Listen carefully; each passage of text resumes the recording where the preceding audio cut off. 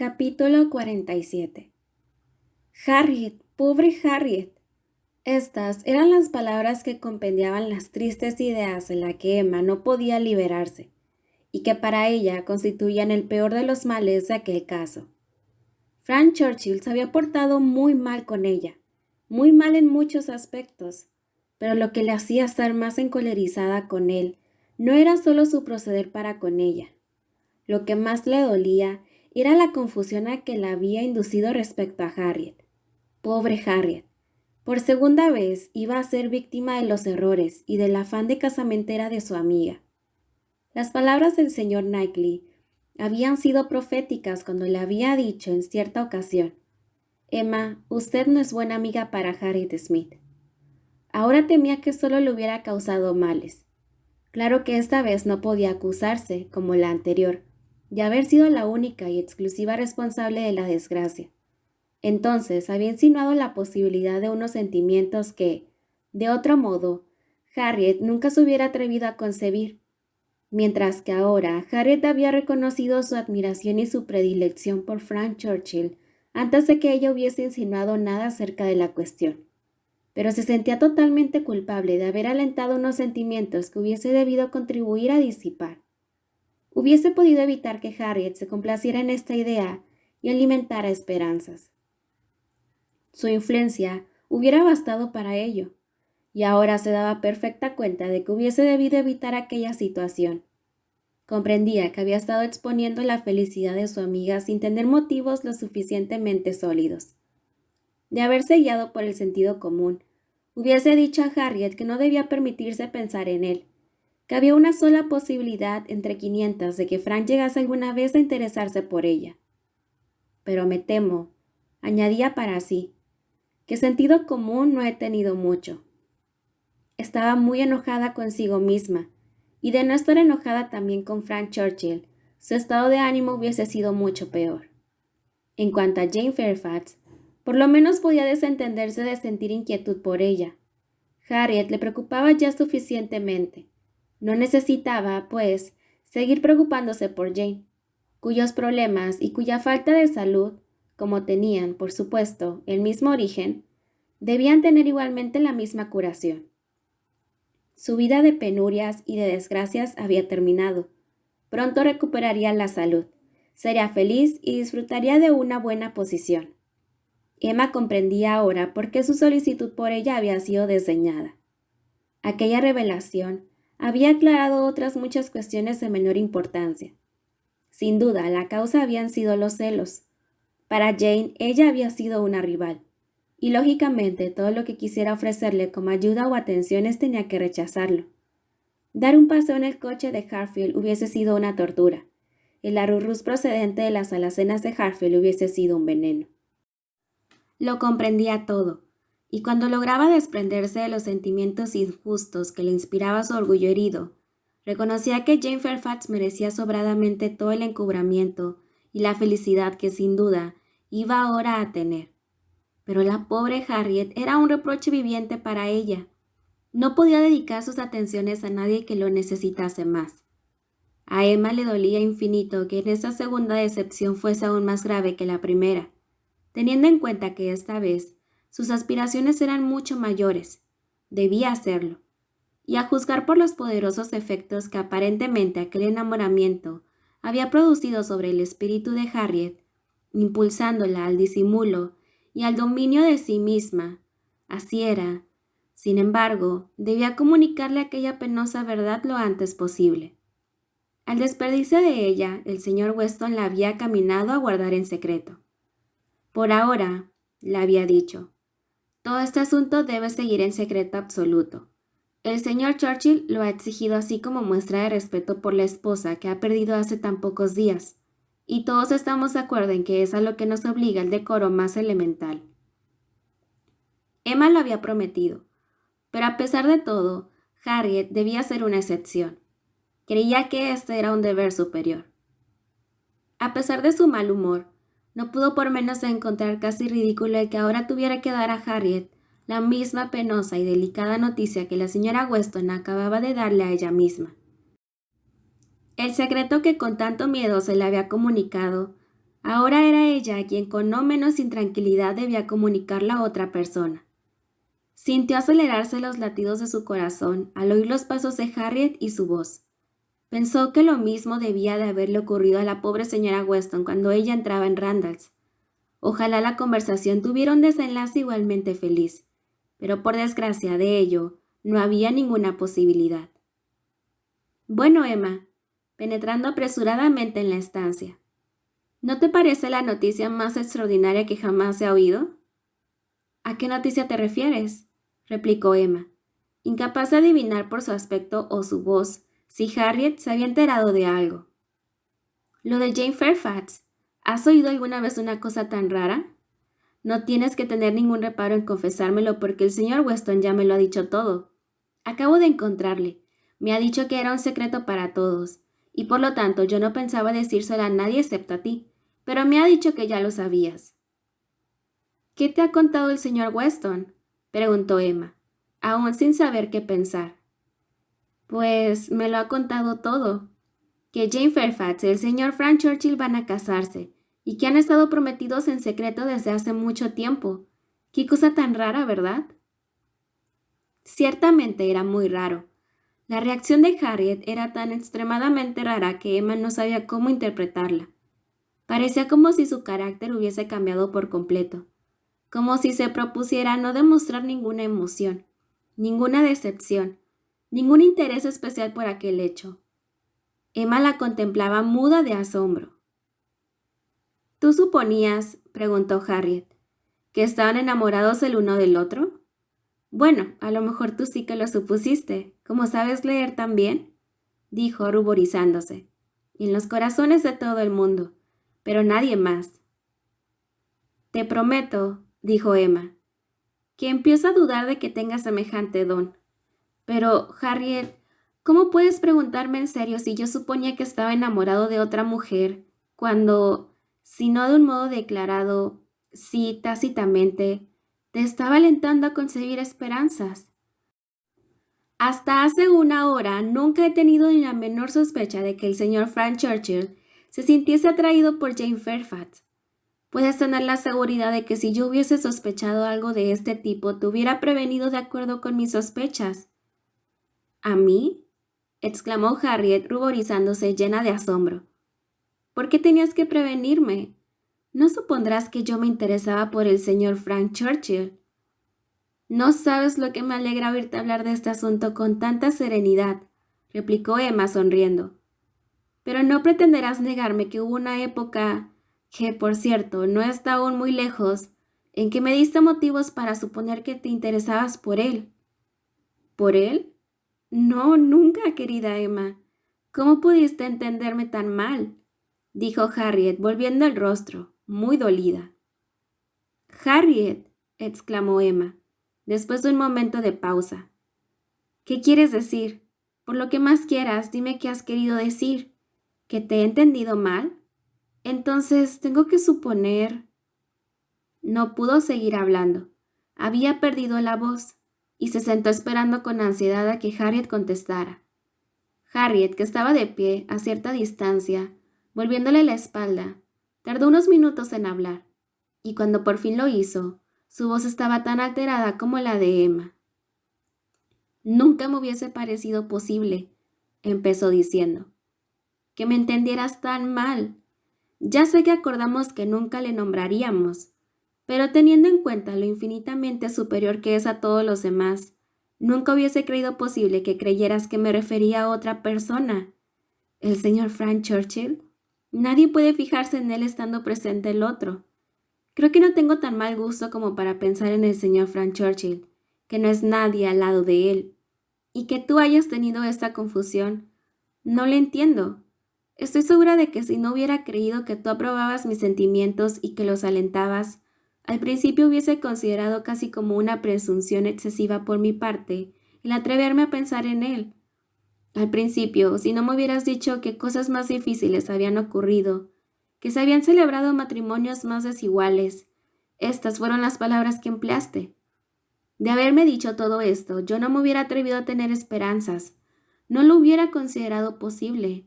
Pero si tú, que tienes tanta amistad con él, Harriet, exclamó Emma, dominándose resueltamente.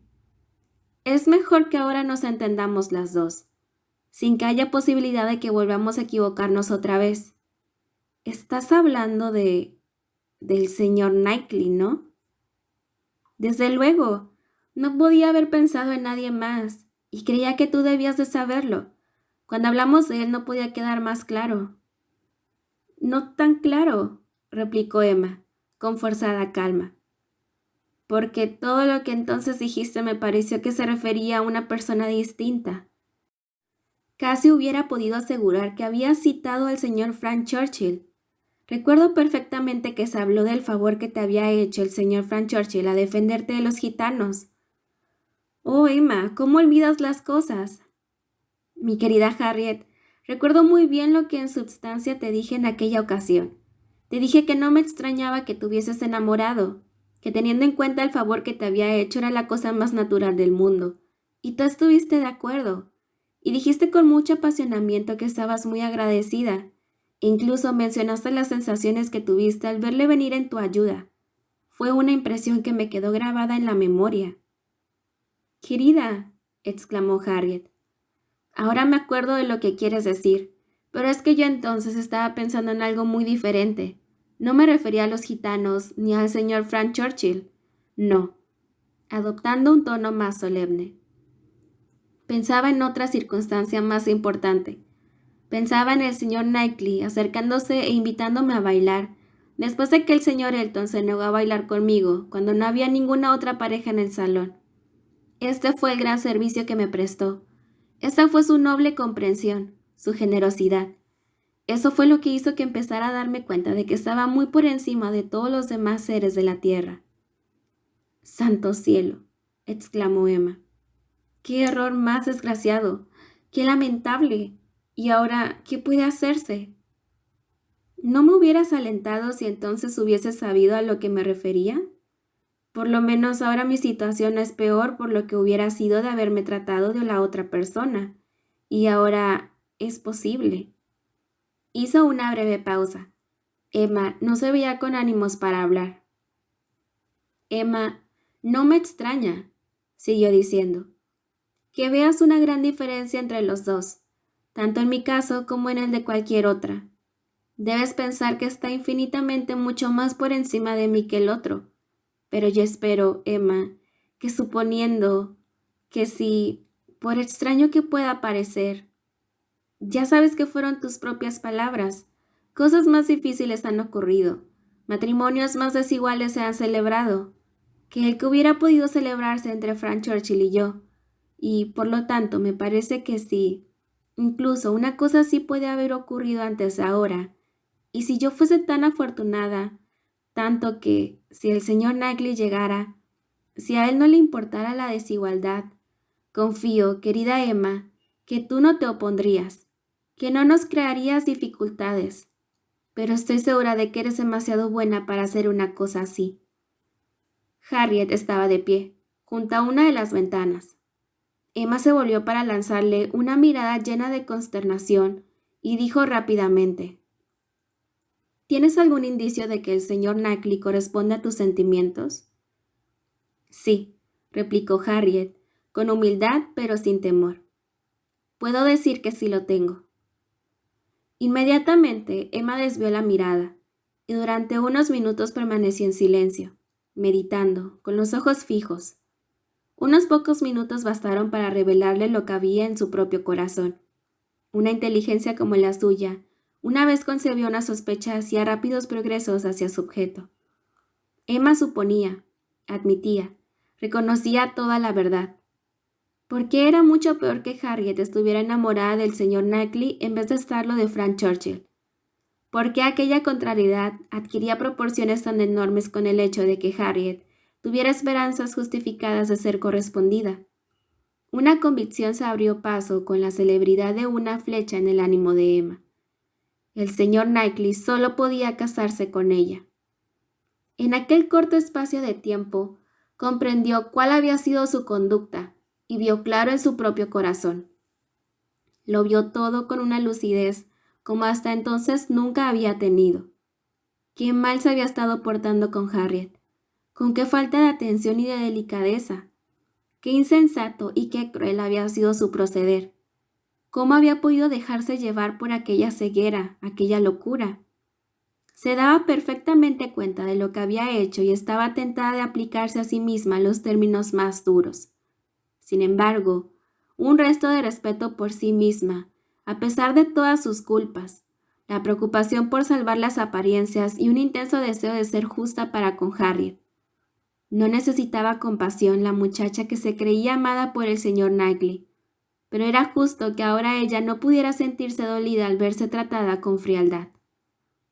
Impulsaron a Emma a esperar y a soportarlo todo con calma e incluso con aparente afabilidad. Por su propio bien era preciso que se enterara de todo lo posible concerniente a las esperanzas de Harriet. Y Harriet no había hecho nada para que le negara el cariño y el interés que ella le había otorgado tan voluntariamente, ni merecía ser ahora menospreciada por la persona cuyos consejos siempre habían sido desacertados. Así pues, abandonando sus reflexiones y dominando su emoción, se volvió de nuevo hacia Harriet y en un tono más acogedor, reanudó la conversación, porque el tema que ya la había iniciado, la sorprendente historia de Jane Fairfax, había perdido todo interés. Ambas pensaban tan solo en el señor Knightley y en ellas mismas. Harriet, que había estado absorta en sus gratos ensueños, no dejó de sentirse halagada cuando la despertaron de ellos, al ver la alentadora invitación a hablar que le hacía una persona de tanto criterio, una amiga como la señorita Woodhouse, y no necesitó más que una insinuación para referir toda la historia de sus esperanzas con gran deleite, pero temblorosa de emoción, mientras hacía preguntas y recibía las respuestas. Emma lograba ocultar mejor que Harriet su emoción, que no era menor que la suya. Su voz no temblaba, pero su espíritu no podía hallarse más turbado por aquel descubrimiento que acababa de hacer, por la aparición de aquel peligro tan amenazador, por la confusión que producían todas aquellas impresiones tan súbitas. Escuchó el relato de Harriet con un gran sufrimiento interior, pero aparentando una gran serenidad. No podía esperar de su amiga que se expresase de un modo metódico, ordenado ni tampoco demasiado claro. Pero una vez distinguidos los equívocos y las repeticiones de la narración, ésta contenía aún sustancia suficiente como para dejarla muy abatida, sobre todo teniendo en cuenta las circunstancias que su propia memoria evocaba ahora, y que corroboraban el hecho de que el señor Knightley había ido teniendo cada vez una opinión más favorable de Harriet. Desde aquellos 2 bailes decisivos, Harriet se había ido dando cuenta de que la actitud del señor Knightley respecto a ella era distinta. Emma sabía que en aquella ocasión él la había encontrado muy superior a todo lo que esperaba. Desde aquel día, o por lo menos desde el momento en que la señorita Woodhouse la alentó a pensar en él, Harriet había empezado a advertir que su amigo hablaba con ella mucho más de lo que antes tenía por costumbre, y de que la trataba de una manera totalmente diferente. En su trato había una amabilidad, un afecto. Cada vez iba siendo más consciente de ello. Cuando habían estado paseando todos juntos, él se le había acercado tan a menudo para andar a su lado y le había hablado de un modo tan cariñoso. Parecía como si quisiera tener más amistad con ella. Emma sabía que esa impresión respondía a una realidad. Muchas veces ella misma había observado el cambio casi tanto como su amiga. Harriet repetía frases de aprobación y de elogio que él le había dedicado, y Emma se daba cuenta de que concordaban perfectamente con lo que ella sabía de sus opiniones acerca de Harriet. La elogiaba por carecer de artificio y de afectación, por ser sencilla, sincera, generosa. Sabía que él veía todas estas cualidades en Harriet. Le había hablado de ellas en más de una ocasión. Muchas de las cosas que ella guardaba en su memoria. Muchos pequeños detalles que revelaban la atención que él le prestaba. Una mirada, una frase, el hecho de pasar de una silla a otra, un cumplido disimulado, una preferencia sobreentendida. Habían pasado inadvertidos para Emma porque no había sospechado nada semejante. Circunstancias que hubieran bastado para llenar un relato de media hora y que contenían múltiples indicios para quien las había presenciado, habían pasado por alto a Emma, que ahora escuchando a Harriet se enteraba por vez primera. Pero los dos últimos indicios que mencionó, los que constituían las mejores esperanzas para la muchacha, habían tenido como testigo a la propia Emma. El primero era el coloquio que habían sostenido los dos solos en el paseo de los limeros de Donwell, donde habían estado paseando durante un rato antes de la llegada de Emma, y donde él había tenido mucho interés, según ella estaba convencida, por hacer que ambos se separaran de los demás. Y al principio, él había hablado de un modo muy particular, como no lo había hecho nunca antes de entonces. Sí, de un modo muy particular. Harriet, al recordarlo, no pudo evitar sonrojarse. Él parecía estar casi preguntándole si había entregado su corazón a alguien, pero apenas apareció la señorita Woodhouse y dio la impresión de que iba a reunirse con ellos. Cambió de tema y empezó a hablar de sus cultivos. El segundo indicio era la conversación que sostuvo con ella durante casi media hora antes de que Emma regresase de su visita, la última mañana en que el señor Knightley estuvo en Hartfield. A pesar de que cuando llegó, dijo que no podía quedarse más de 5 minutos, y el haberle dicho durante la conversación que aunque debía ir a Londres, era muy contra su voluntad que dejaba su casa, lo cual era mucho más, como advirtió Emma, de lo que su amigo había reconocido ante ella. El que, como este hecho indicaba, tuviera más confianza con Harriet, dejó a Emma muy dolida. Acerca del primero de estos dos indicios, después de reflexionar un poco, Emma se atrevió a formular la siguiente pregunta. ¿Y si hubiese querido decir otra cosa? ¿No es posible que al preguntarte, según creíste entender, si ya habías entregado tu corazón, estuviese aludiendo al señor Martin? ¿No podía estar pensando en los intereses del señor Martin? Pero Harriet rechazó energéticamente la suposición. ¿El señor Martin? No, desde luego que no. No aludió para nada al señor Martin. Creo que ahora tengo demasiada experiencia para pensar en el señor Martin o para que sospeche que pienso en él. Una vez Harriet hubo terminado su relato, apeló a la señorita Woodhouse para que le dijera si tenía motivos o no para alimentar esperanzas. Yo nunca me hubiese atrevido a pensar en él, le dijo Harriet, si no hubiese sido por ti. Me dijiste que le observara bien y que mis sentimientos se dejaran guiar por su proceder, y eso es lo que he hecho. Pero ahora empiezo a pensar que tengo motivos justificados para sentir lo que siento, y que si él me elige no parecerá una cosa tan extraordinaria. La amargura, la terrible amargura que Emma sintió en su interior al oír estas palabras, le obligó a hacer un gran esfuerzo para dominarse y poder contestar. Harriet, yo lo único que puedo decirte es que el señor Knightley es una persona absolutamente incapaz de dar a entender deliberadamente a una mujer que siente por ella más atracción de la que en realidad siente. Harriet pareció casi dispuesta a adorar a su amiga por una frase tan grata, y Emma solo logró evitar sus manifestaciones de entusiasmo y de cariño, que en aquel momento le hubieran sido particularmente penosas. Gracias a que se oyeron los pasos de su padre que se dirigía hacia el salón. Harriet estaba demasiado alterada para poder presentarse ante él. No podría dominarme. El señor Woodhouse se alarmaría. Es mejor que me vaya. Y así, con la inmediata aprobación de su amiga, salió por otra puerta. Y apenas hubo salido, los sentimientos de Emma se exteriorizaron en una espontánea exclamación. Dios mío, ojalá nunca la hubiese conocido. El resto del día y la noche siguiente apenas bastaron a sus pensamientos. Se hallaba turbada por la confusión de todo lo que había irrumpido en su vida en aquellas últimas horas. Cada momento había portado una nueva sorpresa, y cada sorpresa era un motivo más de humillación para ella. ¿Cómo podía comprenderlo todo? ¿Cómo podía comprender que hubiera estado engañándose a sí misma de aquel modo hasta entonces, viviendo en aquel engaño? Aquellos errores, aquella ceguera de su mente y de su corazón. Se quedó sentada, se paseó, anduvo de una a otra habitación, probó a pasear por el plantío. En todos los lugares, en todas las posiciones, no podía dejar de pensar que había obrado de un modo insensato, que se había dejado engañar por los demás de un modo mortificante, que se había estado engañando a sí misma de un modo más mortificante aún, que se sentía desgraciada y que probablemente aquel día no era más que el principio de sus desgracias. Por el momento, lo primero que debía hacer era ver totalmente claro en su propio corazón.